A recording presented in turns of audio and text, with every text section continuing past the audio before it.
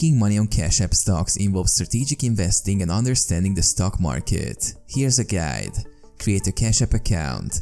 If you haven't already, download the Cash App and create an account. Navigate to Investing. Within the app, go to the Investing section to access the stock trading features. Research stocks. Conduct thorough research on stocks you are interested in. Consider a company's financial health, performance, and market trends. Invest wisely. Start with small amounts and diversify your investments to spread risk. Avoid investing more than you can afford to lose. Stay informed. Keep abreast of financial news, market trends, and any updates related to the stocks in your portfolio. Long-term strategy. Consider a long-term investment strategy rather than attempting short-term speculation. Stock prices can be volatile in the short term. Reinvest dividends. If applicable, reinvest dividends earned from stocks to compound your investment over time.